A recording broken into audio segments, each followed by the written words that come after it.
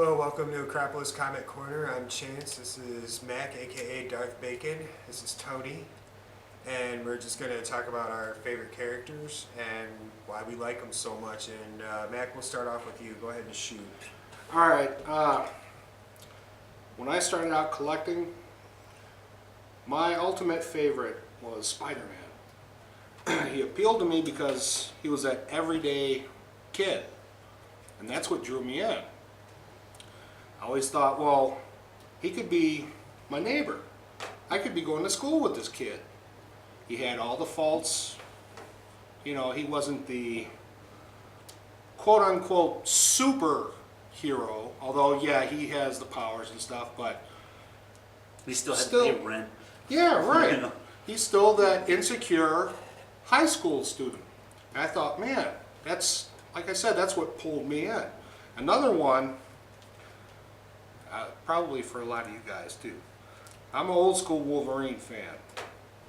Back the early 90s, you know, even earlier before that. The Logan we all know and love. That's another one of my favorites. He just had that brutal, take no prisoner. You're with me or against me. If you're against me, it's your ass. Yeah, and they created him. They created him to assassinate the Hulk. Because Yes. the first issue ever appeared was Incredible Hulk 181. There You you know, go. fun fact about Wolverine, he wasn't going to be a man who was a mutant. Originally, his character, they toyed around with the idea of him being a Wolverine who was mutated to be a man. Oh, no Really? kidding. I didn't Yeah, know that. thank God they didn't do that. I'm glad too, man. That would have just, oh. The claws were just supposed to be his gloves and stuff. And, Oh. You know, one thing I like about Wolverine a lot, or at least, you know, because I also like him very much too. One thing that definitely appealed to me, and, you know, we all know about Origins. If you haven't read Origins, you need to check it out. definitely. Great story. But before that, what always appealed to me about Wolverine was a lot of mystery, like where did he come Yeah. from? What's his real name? You know, how old is he? You know Yeah. what I mean? Like all that, you know, and you know, no matter how much Professor X or Jean Grey tried to, you know, tap his mind, they would just, you know, he had so much rage, it's like, okay, we don't even want to touch you, guy. You need to calm down a little bit. So they never, ever got the story. And then Sabretooth, too. Like, Sabretooth's always at his throat.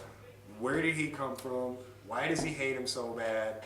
You know what I mean? You only got Yes. just that little bit. You just know that he was a Canadian government project designed to assassinate the Hulk from Department H. You know, to play devil's advocate though, the original Wolverine kind of sucked. Yeah? Like he didn't have like this super healing factor. He just had metal claws, and like you'd hit him and it'd take him a week to heal, Uh-huh. but he would still heal. A new Wolverine, like 90s and up, Yeah. he's pretty damn cool. Yeah. Like he heals like instantly. Yeah. Yeah. But back in the 70s and stuff, I didn't care about him. I wasn't even alive. See, I wasn't aware of that. I thought he always had that mutant healing factor. He had a healing factor, but it wasn't like super duper healing Super factor. Yeah. Okay, so that was something that kind of... Like if he got punched by the Hulk, it takes him a week to heal up. Right, okay. Now it's like he's up in a second. Well, another thing that I really liked, you know, about him too is how he was 5'3", but you know, this was way back in the day when I had, you know, found out the statistics. He was like 5'3", 295 pounds. Yeah. I mean, obviously, Yeah. he's not fat. Oh, yeah. So Well, a lot of that's the metal too. yeah, The right. skeleton's the metal. adamantium skeleton. Yeah. You know, so. And you know, and I'm sure you know you're an old school reader too. Like his go rounds with the Punisher, Oh, man. epic. Oh, yes. definitely awesome. Oh, I can't. And That's awesome. yeah, Sorry, guys. and the thing about Wolverine is that's what makes his character so cool. It's like he could, you know, he can tangle with the Hulk, at the same time he can tangle with the Punisher, but you know, like obviously Punisher is just a man, Yeah. you know, and the Hulk is not a man. Yeah. That's what's cool about Wolverine is that his superpower is almost that he can get his ass kicked. Yeah, and pretty much. he will just keep coming back. Yeah. Never thought about it like that. Yeah, that's a good point, man. Yeah, he It's can real just good. go from one dynamic to the other. Yeah. Yeah. Yeah. He's a power in any situation because you can't kill him Yeah. unless you drown him. Well, I think he got drowned too. Yeah, he I don't did. know. Well, and He let's got- point out a fact that in the 616 continuity, he's dead. Oh yeah. Yeah, that's right. That's right. Yeah. He's not coming back. One of my favorite issues of Wolverine. This was shoot, man. This was way back in the House of M, in his Wolverine series, way back in the House of M. And I don't know if you guys are aware of this comic, but this is hands down one of my favorite comic books out there. It's Wolverine issue 32, and it takes place in Nazi Germany. Oh wow. Yeah, this gets really cool, and I mean I don't care if I spoil it or not. It's so damn cool. But it's issue 32. He gets taken. It takes place back in Nazi Germany, so we still had the bone claws and all that. You know what I mean? And then he gets put in this Jewish work camp. He gets put in this Jewish work camp, and basically how the story starts out is this Nazi officer takes over on this work camp, and he sees Logan in the line, and he's in the work line, and Logan acts up, so they took him out back and they shot him in the head and they killed him, and then he shows up. He obviously heals. He shows up, and then he kills that commander. Oh, man. And nobody knows how he died, and they're like, oh man, shit, we got to replace this guy now. So they replace him with another one, and then this next Nazi officer shows up. He sees old man Logan in that line again. Oh, And man. they're kind of figuring out, like, okay, something's going on here, and it's got something, man, we think it's got something to do with this guy. So what they did this time around, Logan gets out of line, so they shot him in the head, and then they took him to the incinerator, and they burned him to a crisp. He comes back again. He kills this next Nazi officer. And then so all these people are freaking out. They don't know how to deal with it. So they're like repeatedly killing him over and over again, and he keeps coming back, and he kills the next guy. And it was just one of my favorite ones until eventually he left the camp on his own free will. So he was basically there because he wanted to be there. Wow. Yeah, Man. he wasn't trapped in there with you. Yeah. You were trapped in there with him. Ah, that's cool. Yeah. That So- proves my point, though. He's really good at getting his ass kicked. Yeah. So, Wow. yeah, I'll actually have to show you that issue. You'll really like it. It's a good one. You want to go ahead with yours? I love Iron Man. He is phenomenal. He's always been a linchpin in the Marvel Universe. Smartest man besides Reed Richards. Actually, even smarter when it comes to building stuff. Yeah, he's more of an engineer. Yeah. Coolest thing about him is that he's got an Iron Man suit. I mean, granted, anybody can put the thing on, but not everybody can build it. Yeah, no, and he's not only built stuff for himself, but for other characters too, like Spider-Man. Yeah, but it always seems to break down, if you notice. Well, yeah. I mean, wouldn't you be doing that too? Like, you don't want to make your stuff as good, for other people as it is your own. So, yeah. You're right. Actually, if you guys read the Agents of S.H.I.E.L.D., issue 1, and issue 1 of the Invincible Iron Man, his plans for his original armors get leaked onto the internet. Yes. So Yes. anybody alive can build the Gen 1 Iron Man armors. Does that have something to do with Scorpio and Zodiacs, or that? No. No. Okay. No. Okay. But anyways, Iron Man, given prep time, can beat any of the Yeah. superheroes that we're even going to talk about today, Okay. We'll get to that. including the Silver Surfer. Okay. Now another thing, Now we're gonna get comments because you said that. another thing that appealed to me, like with the older issues, with when they introduced him as an alcoholic, Yeah, he it had was- this whole dark side. That's what I'm waiting for in this new series, if they even touch on it at all, or if they're just going to leave all that continuity behind. Because this title in itself is just great. But that's what I'm waiting for, is the other shoe to drop. Are they going to say anything about that? Bring up any of his past flaws? What I love about the new issues is they kind of steer towards the Robert Downey Jr. character. Oh, like yeah. he's a smart ass and he jokes around a lot. He's Which always is, got the quick comeback. yeah, which is kind of a departure from the original Tony Stark, which he was always like the playboy philanthropist. Yeah. But he wasn't really like a jokester, I guess you could say. Some of the best lines of this year from comic books are in issue number 1. Oh yeah, like where he's on that date with that girl, and she's like, "Oh yeah, are you gonna have Thor show up and impress me?" And then Thor shows up. Yeah, beat it. Another cool thing about Iron Man that I don't think a lot of people know about, and you would know it if you were a reader from the '80s.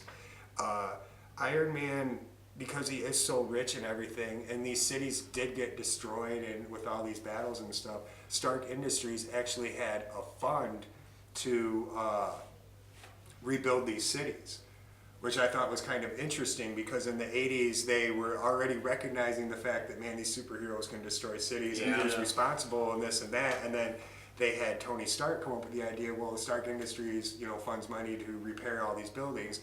Then we get into the Civil War, Oh yeah. which, yes, I have mentioned it again, which I cannot wait for the second one. But anyways, you get into the Civil War, and then he's all lining up with the government to get everybody to register because he says everybody should be held responsible.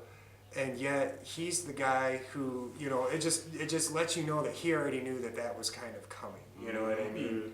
And in my opinion, in the Civil War, and this is why I don't like Iron Man, is because the dude's a big time a-hole. For what he did to all those, to all those superheroes, especially what he did to Spider-Man, conning him into basically, pulling a fast one on him. Yeah, but it wasn't a con. Well, in a way, he kind of pulled the wool over his eyes. Iron Man or Tony Stark may have been wrong. But at the same time, he has some very valid viewpoints on why superheroes should have registered. And he didn't pull the wool over Spider-Man's eyes. He was just flat out wrong. When he was trying to get him, when he recruited him and had him reveal his identity, he thought what he was doing was right. Yeah. Well, he also had mentioned the fact that he was like, Spider-Man's going to be a part of my roundup team to all these guys who are anti-registry, and Spider-Man never agreed to that. Oh. He kind of went behind it. That's kind of where I was sort of getting at, and that was kind of BS. He didn't fully think it through, because he's always been able to give up his identity, just like the Fantastic Four have always had their identities known. So ever since I read Civil War, that made me not like Iron Man. Like, it's like, boo to you. Yeah. So we'll move on to, I guess, my favorite character, and that would be Daredevil. The reason why I like Daredevil so much is because he's a blind guy, for one, and that's, I guess, but he has the power. He has, like, all the rest of his sentences are heightened. He has the touch, he has hearing, he has smell, he has taste. So, and he was trained by a guy named Stick, which I'm not too 100% clear on where Stick came from. I'm not sure if he was trained by the hand or if he wasn't. I don't know. But a lot of the other cool stuff I like about Daredevil is Frank Miller took a part in writing Daredevil and took a part in... Without Frank Miller, Daredevil would not have been on anyone's radar. Right. He was just a cheap clone of Spider-Man. Well, when he first came out, when he was first released, he got really popular because he was blind, and Stan Lee was a little nervous about releasing a blind guy out to be a superhero, and he kind of sort of thought, man, I might offend some people on this, but it wound up people loved him. Yeah. Another part that I really liked about Daredevil is that, now in the new Daredevil, he's a DA, he's a prosecuting attorney for New York City. Before, he was just some low, small-time defense attorney, and he would defend people who were too poor to basically, pay for what they needed, went for the innocent, But he had to turn tables now. Now it's like, he's like, how could I be Daredevil and defend people? He's like, I have to be Daredevil and be a prosecutor now. And which I thought was kind of a cool story concept. And Daredevil can, he can hang with just about anybody. He's fought the Hulk. He wound up in the hospital, but he's fought the Hulk. He has a lot of cool side characters like that, just like he works with Iron Fist, he works with Luke Cage and all the heroes for hire, always works with Spider-Man. Oh yeah. I like a lot of the villains that Daredevil has to go up against, Bullseye, obviously is one of his biggest arch villains, kills Elektra, the woman he loves, Yes. Killed her. Bullseye can see. He is basically the complete opposite of Daredevil, you know what I mean? He has this perfect aim, he can hit anything off of anywhere, but, he's almost as agile. Can't fight quite as good as Daredevil can, but, he's definitely a force to be reckoned with Daredevil and the Kingpin. Kingpin is like, he's Marvel's Lex Luthor on steroids, you know, I guess you could say, without, you know, Lex Luthor is kind of more of a mix of Tony Stark and Kingpin, I would say, but yeah, I just like a lot of the characters that are in the Daredevil storyline because he, you know, he's flawed. He's really big time flawed. You know, you shoot him, it hurts him. He gets stabbed, he gets cut. You know, he doesn't heal as fast as everybody else. You know, he's still a normal dude. Yeah. And he still gets up and goes out and does it every day. So, you know, that's the big one, big reason why I like him so much, why he's always been my favorite. He's got an awesome TV show. Did you say the second season was coming out? Yep, March 18th. Yeah, March 18th. Daredevil's got a second season coming out. I watched the first season. Best fight scenes I have watched, period, in my opinion, and this is why they're the best fight scenes ever. First he comes out, you know, and he's, you know, kicking butt and he's flipping around and stuff and doing all the ninja stuff that you see. Then he gets tired. And dude, he's knocking guys out. And these guys come back and they get conscious again and they get up and they start fighting them, and pretty soon it gets into being like a sloppy bar fight where they just tackle each other through the wall. And Oh man. yeah, I mean, Every fight scene's like that. yeah, and it's real. You know Yeah, what I mean? it's what I loved about it is the like instant explosion to ultra violent, and then the dwindling down of just taking care of what you need to do. Yeah, it comes down to a basic survival fight, you know, instead of all the flashy stuff. You guys sold me. I gotta watch it. Oh my gosh, you haven't seen I have that? to watch Oh, this it's now. amazing. Oh my goodness. You the got way- Netflix or anything, or? Not yet, but I will. You know what? Now I'm gonna get it. Sweet. The main character's portrayal of Matt Murdock is amazing too, because you don't really get the sense of, you know, they're not throwing that he's blind in your face, kind of like they did with the 2003 Daredevil, Yes. where he's sitting there Oh. like looking at the ceiling. Yeah. You can tell that he's blind, and he makes small mannerisms where he's blind, but then there's that underlying that he really does know what's happening. Yeah. And he really pulls off the Daredevil character. Oh yeah, absolutely. I hated that Daredevil movie that came out. Oh my gosh, that was just I'm sorry for bringing it up. That's all right. It was just such a letdown, man. I was like, oh my god. I went into the theaters. I was all pumped up to see it because I liked the Spider-Man movies that came out, you know. And then Daredevil was like, oh my god. So I raced there, man. First day it comes out, I sat down, I watched it, and Ben Affleck just took a turn all over it. Like the dumbass fight scene that they had on the seesaw Yeah. with him and Electro Nachios. Like that was just, get out of here with that BS. Coming down to the last character, and the reason why we're bringing up last is because it's all three of our favorite characters, and that is the Amazing Spider-Man. He is the man. We all love him. The reason why I like him so much is because he is that nerdy kind of character, and to see the way that he's progressed up to now, where he has Parker Industries, and he's like, what they call him, the poor man's Tony Stark. Yep. Yeah. Yeah. But before he was so limited, on everything, you know, like, oh man, I don't got enough money to make my web fluid, or, you know, or... A really interesting point on that too is because I love Spider-Man too. He's always been one of my favorite characters, and the only reason that he has Parker Industries right now is because Dr. Ock swapped brains with him. Because I can't express enough how awesome Spectacular Spider-Man is. If you haven't read it, read it. You mean Superior Spider-Man? Or yeah, Superior Spider-Man. Yeah. Because they talk about how Peter Parker can't manage being Spider-Man and his own life. So the fact that he's got to save lives overrules what he wants. Well, in Superior Spider-Man, he doesn't do that. He says, I'm going to become a doctor, I'm going to make my own company, I'm going to do all this cool shit, and Spider-Man saving lives is kind of on the back burner.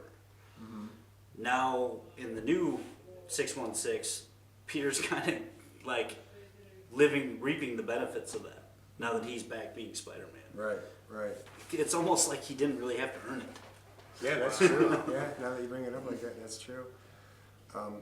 Plus Spider-Man, he's just got so much nostalgia, you know, I mean, like, I think what really made Spider-Man really, really awesome was the 80s, you know, the black costume from the Secret Wars, and, You know, that's where all this super cool Todd McFarlane drawing I was Spider-Man. just gonna say McFarlane. Right there. He changed everything, man. Like I can't remember the first issue that he drew of Spider-Man. I want to say it was issue 297.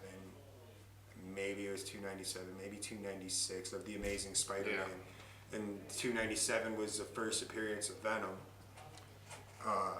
You know, just how he had him crouched down and, you know, just all the weird kind of odd positions and the way that he would have him flip his web, you know, just really It's drove it how home. we see Spider-Man. Today, Yeah. yes, exactly. Yeah. I just wanted to let you know it's coming out this Wednesday, January 20th. I'm getting Captain Marvel #1, Deadpool #6, Poison Ivy, Cycle of Life and Death 1 of 6. That's going to be a cool little mini series. I'm kind of excited for it. And the thing that I am super pumped for that Tony hates is Silver Surfer #1. Let's just get one thing straight. I don't hate Silver Surfer. I just think that he's a bland character. And Iron Man will kick his ass. yeah. Moving on.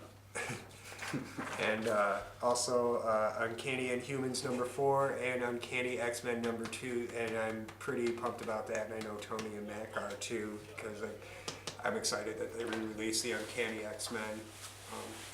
But that's Very it for excited. now. Oh, and also I wanted to mention that Dark Knight 3 Master Race issue 3 will not be here Wednesday. They had to set the date back. I believe it's February 2nd. So hope to see you every Wednesday. Have a good day. And so like I said, you see any of our videos, you got anything you want to add, feel free. Go ahead, fire away. Have a good day. See you later. Thank you. Bye. Hey.